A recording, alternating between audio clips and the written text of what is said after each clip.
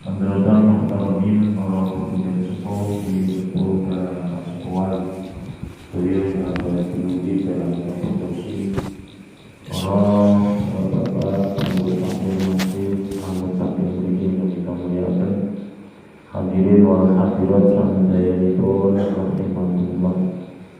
Alhamdulillah wa syukurillah. Puji lan syukur monggo tansah didherekaken wonten dalem Allah Subhanahu wa taala. Awit paringipun mati dan dintenengane nikmatan saminipun kami ujengan kesarasan sehingga dalem menika kita tasih pun bersamaken khidmat menaken mujahadah saha ngaos kang sedaya menika estu diwajib dados lantaranipun Lola panjenengan sedaya tansah pinaringan kami ujengan dunya ngantos akhiratipun. Amin ya rabbal alamin. Shalawat wa salam ditujuh katun dhateng junjungan kita Nabi Agung Muhammad sallallahu alaihi wasallam wa alihi wa ashabihi ajmain. Jamaah sedaya ingkang kita mulyakaken, saderengipun mujahadah sareng-sareng kita tindakaken. Monggo kita toto manahan penggalih kula panjenengan sami kita kiyataken niat saha keyakinan kita anggenipun sama kedhewe takarrub nyaket wonten ngarsa Allah taala. Ngemuti dhateng dawuhipun Allah. Gusti Allah paring dawuh diribat alaihim dzillatu aina ma fuqifu illa bihamdi minallah wa hamdi minan nas. Bilih kula panjenengan sedaya menika estunipun dipun napa dipun liputi utawi dipun titahaken dening pangeran menika estunipun dalam keadaan apes. Zillah niku maknane ino asline. Artosipun kula jenengan sedaya niku janjane lak makhluk sing janjane ra patek didoyo ngono. Kejaba sedaya niku dipun paringi pitulung saha dipun paringi kegiatan dening Allah Ta'ala. Manungsa niku umpama rumangsa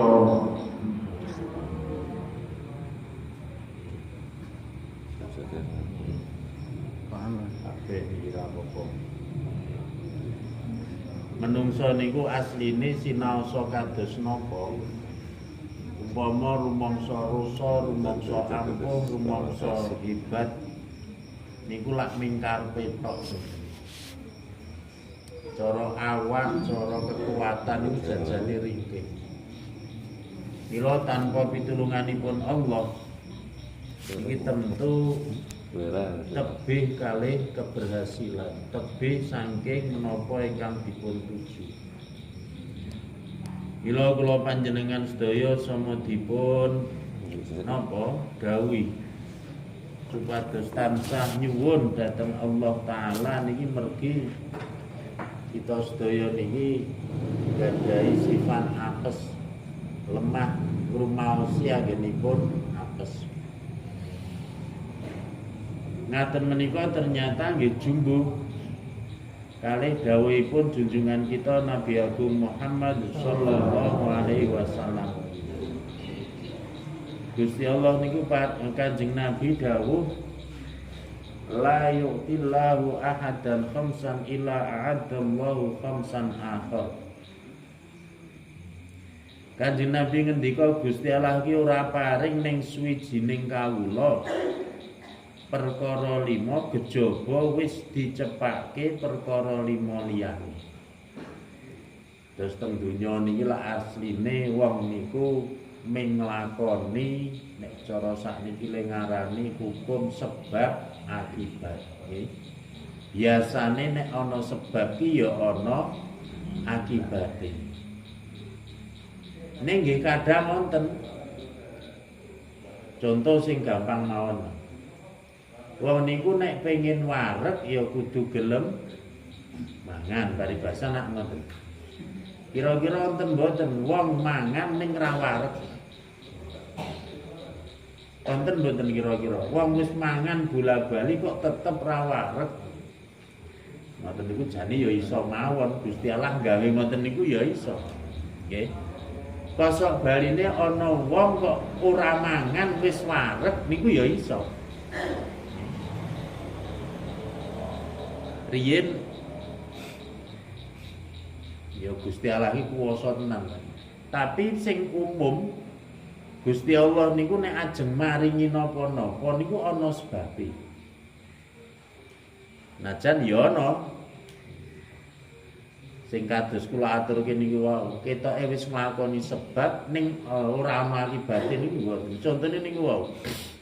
Ana wong wis mangan kok ra wareg niku apa ya ana.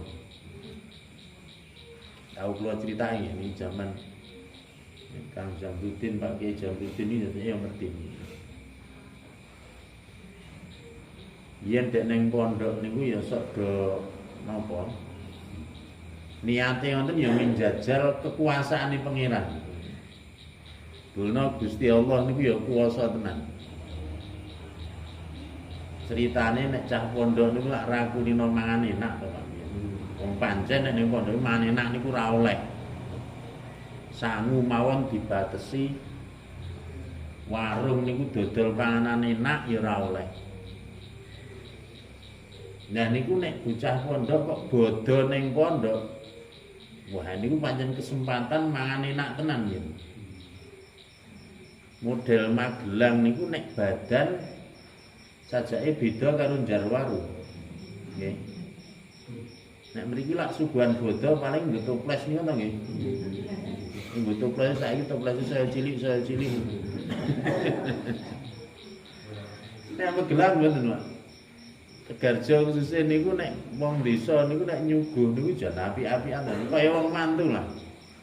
Ana prasmanane apik-apik niku, omben-ombenane ya wis kaya nek prasmanan manten niku. Ana teh, ana Sprite, ana Coca-Cola wis ngoten niku. Ya mbiyen Mbah Kiai niku piantun kampung niku nek pengen dirawi lak daftar ngoten nek bodho niku. Mbah Kiai niku nggih keliling teng kampung niku.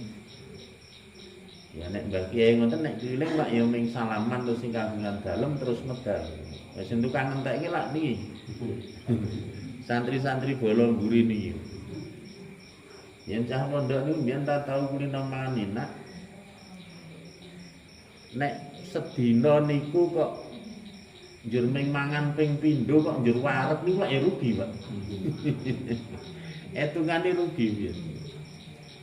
Mila mbiyen iki bocah iki terus do kreatif, mbok jajal saiki golek donga sing mangan ning ora wareg ana apa ora. Niku ternyata wonten, Pak, mbiyen. Yen ning ngarani muni ijazah donga weteng karung ngoten niku. Wah, gebar madang niku diusap njur ilang jan blas oleh meneh. Nang takon aja Kiai Pak Kiai Jambuddin niku mbiyen nek menangi bodho ning pondok nek ana ijazah kan. Bocah pondok niku madang sedina ping 17 ora wareg niku iso. Ya niku ora kok nuduhna, nuduhe Gusti Allah niku kuwasa tenan. Gawe ngono kuwi ya iso. Ning kosok baline Gusti Allah niku gawe wong ora mangan wareg utawa kuat ora mati nggih saged. Nggih. Pun ngendikaken nek teng manakib menika Sultanul Aulia Syekh Abdul Qadir Jilani niku mbiyen le tirakat. Niku lak sepisan tirakat niku ora dahar setahun. Ning tasih ngunjuk, tasih sari. Basa kuat ora dahar setahun, tambah sing setahun iki ditambah ora dahar ora ngunjuk ning tasih sari. Nah tahun ketiga niku ora dahar, ora ngunjuk, ora sari. Niku ya kuat.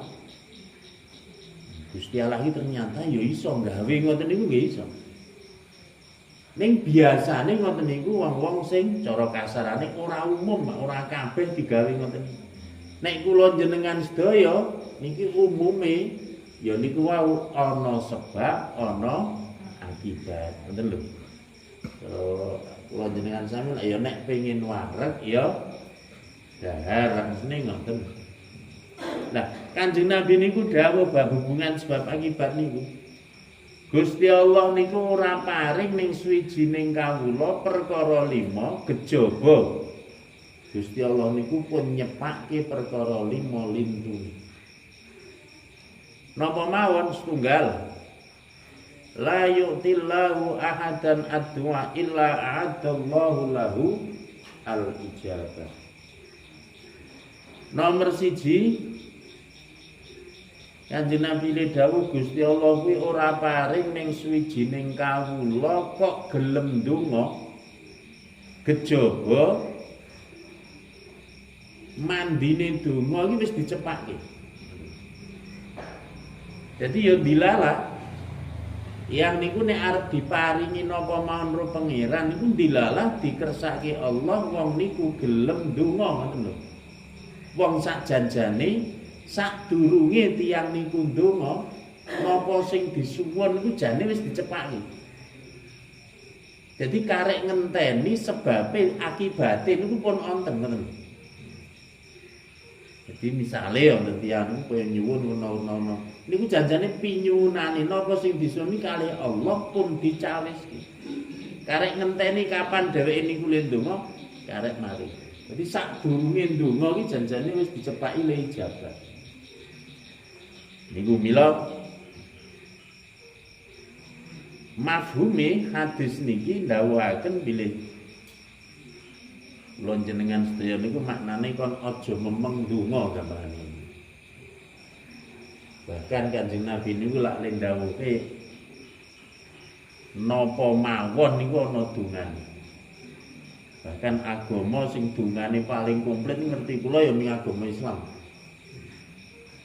Lho nek agama Islam liyane Islam nek ya ora patek komplit donga niku to. Napa mawon ana dungane nek Islam niku. Ngantek hal sing sepele lho. Napa? Nyuwun sewu. Mlebu WC ini nek agama Islam nek ora ana dungane. Islam wonten diatur.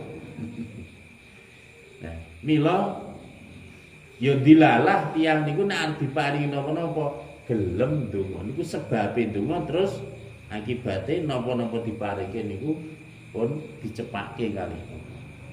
Tapi ya kosok baline dilalah wong niku nek ora patek arep diparingi napa-napa ndonga iki lho ora patek gelem.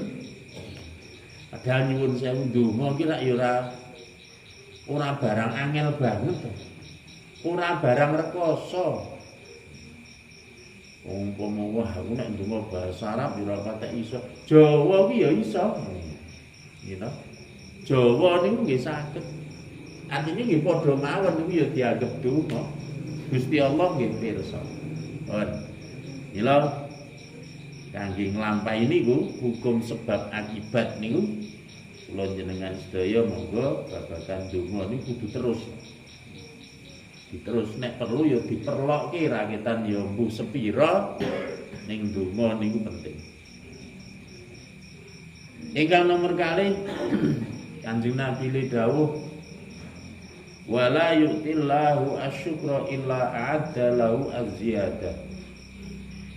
Sing nomor kalih Kanjeng Nabi dawuh Gusti Allah niku ora paring ning suwijining kawula gelem syukur kejaba panci wis dicepaki disediani tambahane kenikmatan.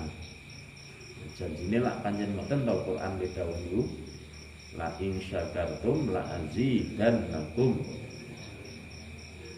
Jadi Gusti Allah niku nek arep paring tambahi kenikmatan dhateng setunggalipun manungsa utawa kawula niku dilalah kawula niku dititahke gelem syukur ngoten.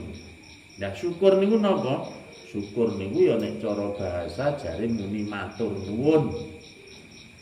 Tapi secara hakikat utawi cara syar'i dipun dawuhaken bila asyukru ya sarfun ni'am li taatillah.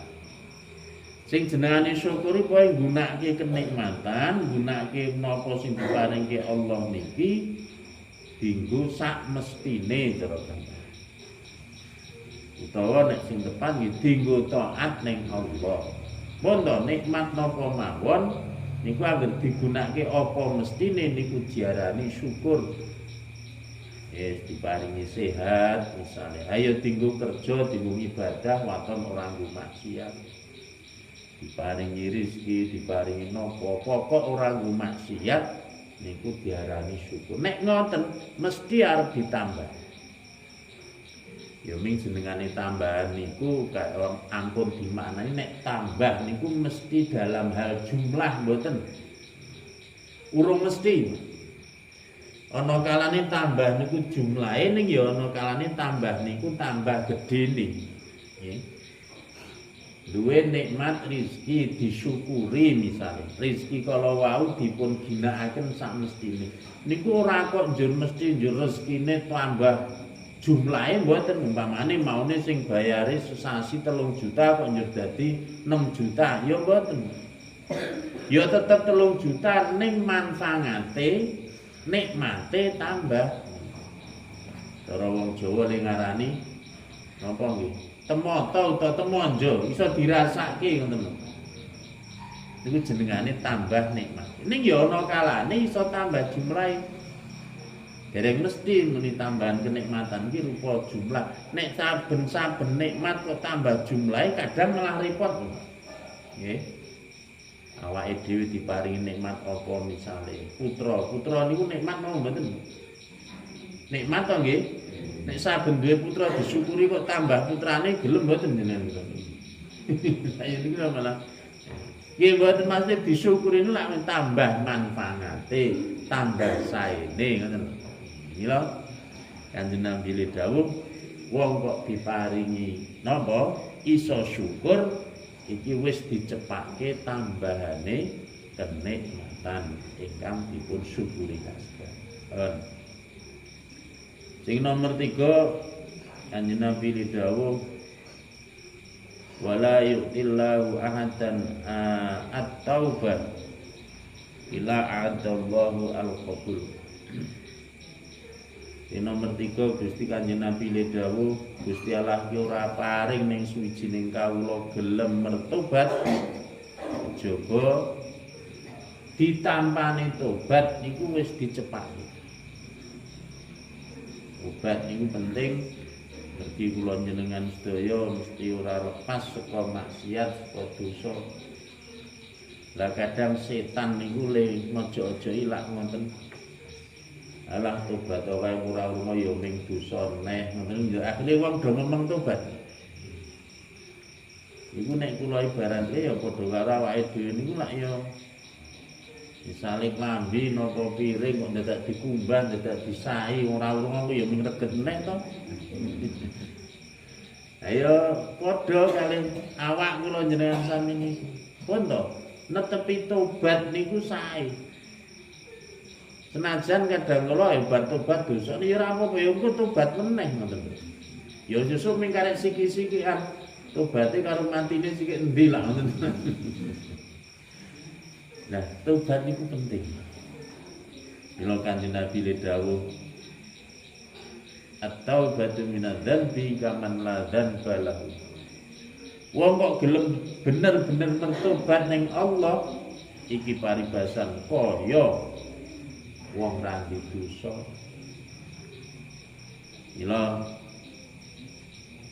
ana cerita riyen wakilah teng tafsir dingendikake. Raja Firman niku Pak nggih. Raja Firman ku lak ya nek cara wong urip ning donya wis pol-pole menungso cara kula. Raja Firman niku le dadi ratu mawon 250 taun. Gung Binatara sugih pol tur omongane kanggo, omongane mesti dienggo. Karang ratu, kuasane penuh. Terus Firman niku umure 400 taun. Niku hebate Firman niku kawit bayi lahir ngantek tekan mati ora tau lara lho niku sing hebat. Mula pantes nek ngaku dadi pangeran. Sombonge niku kliwat mergo ora tau lara niku. Kula nyuwun sewu nek kula jenengan sami kok kala-kala diparingi Allah ganjaran gerah niku ya disyukuri. Mergo wong iki nek ra tau lara bahaya iso ngaku dadi pangeran bulan. Sombonge mesti kliwat. Nah, Firman niku mbiyen uripe kurang ajar pol ngantek ngaku dadi pangeran. Dan niku nalika wis kalah klelep ning Laut Merah, arep mati iki janjane Firman ku ya pengin tobat. Nggih. Teng Quran niku ya dingendikake.